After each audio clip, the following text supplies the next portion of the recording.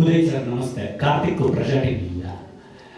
Uday sir, ಈಗ ಧ್ರುವ sir ಮಾತಾಡುವಾಗ ಹೇಳ್ತಾ ಇದ್ರು ಗೌರ್ಮೆಂಟ್ ಹಾಲಿಡೇ ಅಂತ.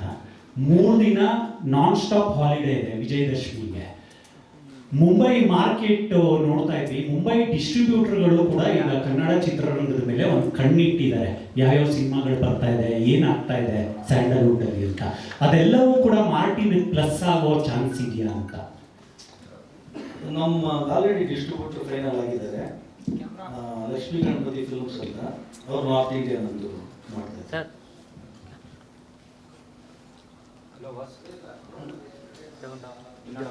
All over India around 3000 theaters. Sir release plan ಯಾವ ತರ ಬರೀ ನಾರ್ತ್ ನಿಮಗೆ 1800 ಥಿಯೇಟರ್, ಟಾಪ್ 800 50% ಆಗಿದ್ದಾರೆ. ಸರ್ ರಿಲೀಸ್ ಪ್ಲಾನ್ ಯಾವ ತರ ಮಾಡ್ಕೊಂಡಿದ್ದೀರಾ ಸರ್? ಇಲ್ಲಿ ರಿಲೀಸ್ ಪ್ಲಾನ್ ನ ಯಾವ ತರ ಮಾಡ್ಕೊಂಡಿದ್ದೀರಾ ಅಂತ ಕೇಳಿದೆ. ಮೇಡಮ್ ಎಲ್ಲ ಕಡೆ ಡಿಸ್ಟ್ರಿಬ್ಯೂಟರ್ಸ್ ಅಲ್ಲ ಆದ್ಮೇಲೆ ಈಗ ಕರ್ನಾಟಕದಲ್ಲಿ ಇಷ್ಟು ದಿನ ಬೇರೆ ಬೇರೆ ಭಾಷೆಗೂ ಧ್ರುವ ಸರ್ ಹೋಗಿ ಅಲ್ಲೇನಾದ್ರು ಈಗ ಆಫ್ಟರ್ ರಿಲೀಸ್ ಅದು ಪ್ಲಾನ್ ಮಾಡಿದ್ದೀವಿ ಮೇಡಮ್. ಸೊ ರಿಲೀಸ್ ಆದಮೇಲೆ ಅದು ಎಲ್ಲ ಕಡೆ ಹೋಗೋ ಪ್ಲಾನ್ ಇದೆ. ಉದಯ್ ಸರ್, ಮಾರ್ಟಿನ್ ನೀವು ಹೇಳಿದಂಗೆ 3 ವರ್ಷ ಆಗಬೇಕು. ಈಗಾಗಲೇ ಈ ಸಿನಿಮಾದ ಬಜೆಟ್ ಅಂತ ಆಗೇ ಒಂದು ಮಾತು ಹೇಳಿದ್ರು ಧ್ರುವ ಸರ್.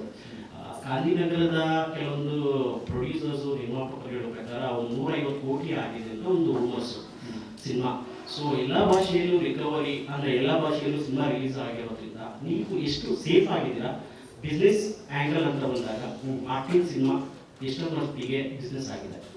ಈಗ ಆಲ್ಮೋಸ್ಟ್ ಎಲ್ಲಾನು ಫೈನಲ್ ಹಂತದಲ್ಲಿದೆ, ಎಲ್ಲ ಮುಗಿಯುತ್ತೆ. ಅಂದರೆ ಬಜೆಟ್ ಎಲ್ಲರೂ ಊಹೆ ಮಾಡೋದಿಲ್ಲ. ಸಿನಿಮಾ ಸ್ಕ್ರೀನ್ ಮೇಲೆ ಬಂದಾಗ 100% ಜಸ್ಟಿಫೈ ಆಗುತ್ತೆ. ಏನು ಜನ ಹೇಳ್ತಾ ಇದ್ದಾರೆ ಜಸ್ಟಿಫೈ. ನಿರ್ಮಾಪಕರೇ, ಈಗ ನೀವು ರಿಲೀಸ್ ಟೈಮ್ ಬರುವಾಗ ನಿರ್ದೇಶಕರನ್ನ ಯಾಕೆ ದೂರ ಇಡ್ತಾ ಇದ್ದೀರಿ ಅಂತ? ಸರ್ ಅದು ಈಗ ಪ್ರೆಸೆಂಟ್ಲಿ ಕೋರ್ಟ್ ಆಗಿದೆ. ಓಕೆ, ಆಯ್ತಾ? ಸೊ ಯಾರು ಇಟ್ಟಿದ್ದಾರೆ ಅನ್ನೋದು ಅಲ್ಲಿ ಗೊತ್ತಾಗುತ್ತೆ. ಅಲ್ಲ, ನಾನು ಇಲ್ಲಿ ಬಂದಮೇಲೆ ಅವ್ರನ್ನ ನೋಡಿಲ್ಲ, ಫೋನ್ ಮಾಡಿದೆ ನಾನು ಅರ್ಜುನ್ ಅವರಿಗೆ. ನಮಗೆ ಈ ಪ್ರೆಸ್ ಮೀಟ್ ಇನ್ಫಾರ್ಮೇಶನ್ ಇಲ್ಲ ಅಂದರು. ಒಬ್ಬ ನಿರ್ದೇಶಕನ ಪರಿಸ್ಥಿತಿ ಈ ಥರ ಆದರೆ ಹೇಗೆ ಅಂತ. ಒಬ್ಬ ನಿರ್ಮಾಪಕನ ಪರಿಸ್ಥಿತಿ ಏನು ಅಂತ ತಿಳ್ಕೊಂಡ ಮೇಲೆ ಅದು ಡಿಸೈಡ್ ಆಗುತ್ತೆ. ಅದು ಏನಾಗಿದೆ ಆ್ಯಕ್ಚುಲಿ ನಿಮಗೆ? ಅದು ಇದೆಯಾ ಹೇಳ್ತಲ್ಲ ಕೋರ್ಟ್